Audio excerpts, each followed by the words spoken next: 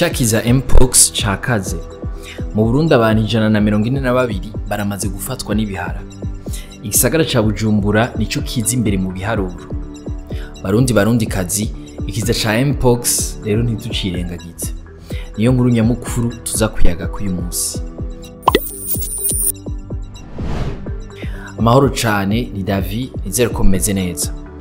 I Bujumbura amakartier z'imbere mu biharuro vy'abamaze kwandura ni Kinama hagwaye 21, Kamenge ni 10, Gihosha ni 6 na Nyakabiga handuye 3. Ahitwa ku Musave mu ntara ya Kayanza naho bane nibo banduye.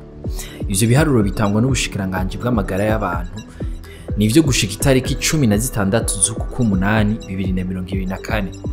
Inkuru ihumuriza gato nuko atawurahitano n'ico kiza muri abo bamaze kwandura.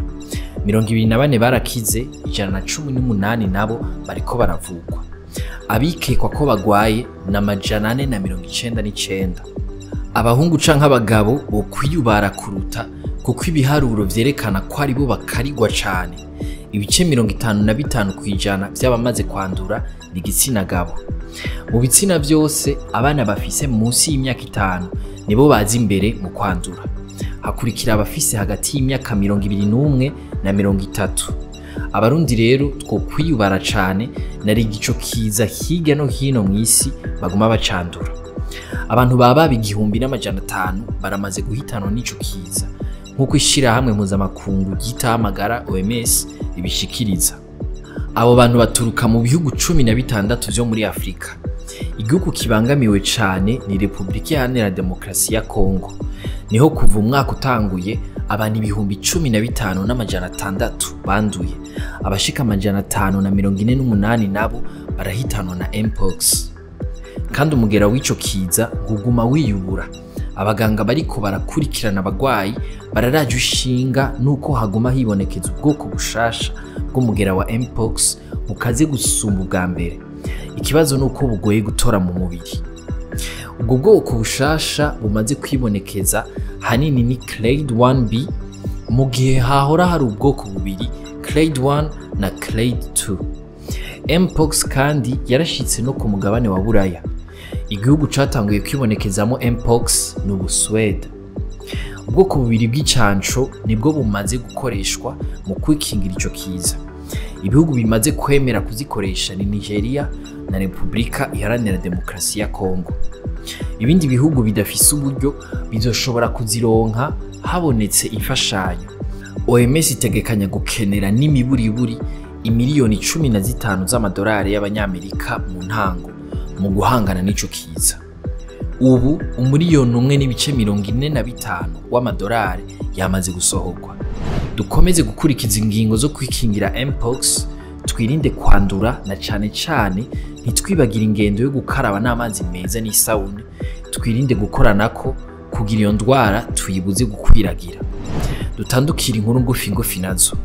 Amasezerano 4 agenga imfashanyo y'imiriyoni 493 z'amadolari y'abanyamerika niyo yashizwe ko mukono kuri uyu wa mbere igenekerezo rya 19 myandagaro hagati ya leta y'u Burundi n'ibanki y'isi yose. Ayo mafaranga azoshigwa mu bisata vy'amagara y'abantu, inyubako, ihindagurika ry'ibihe, umuyaga nkuba, indero, harimo no gufungurira abana ku mashuri.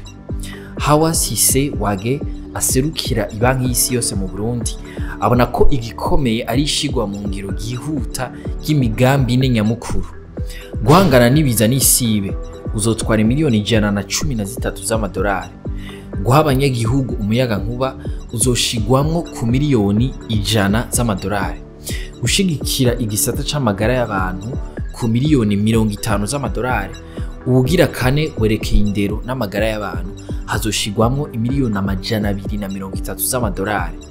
Zizoba zigenewe kugaburira abana ku mashuri, gushigikira wa mugambi wo kuvyara ku buntu no kuvuza abana badashikana imyaka 5. Uburundi mu kibanza ca mbere mu bahungu mu nkino za tennis mu higanwa ITF CTA ryariko rirabera mu gihugu ca Tanzania.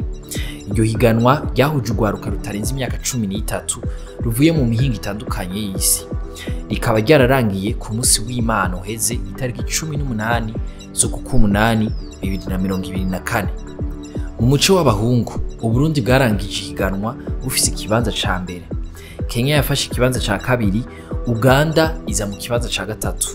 Muri rusangi mu bigeme no mu bahungu basanze Uburundi buri mu kibanza ca kabiri inyuma ya Kenya ku rwego rwa Afrika y'ubuseruko. Raoul Brianganji yaronse umudari w'inzahabu mu nkino za judo z'ugwaruka rwa Afrika muri Cameroon itariki 18 z'ukumunani 2024. Hari mu nkino z'abatarenze imyaka 20 ziriko zibera i Yaounde mu gihugu ca Cameroon. Magazine Jimbere itubwira ko uyo mujidoka w'umurundi yahiganywe mu muco w'abadashikana ibiro 60. Yarushije Louis Joachim wo muri Angola mu rukino rwa nyuma. Ibindi bihugu nka Maroc na Tunisie navyo vyaje inyuma y'u Burundi. Mwakoze kudukurikira. Aya makuru muyasanga ku mbuga za Yaga na Iris News. Ahanje tuzosubira ejo.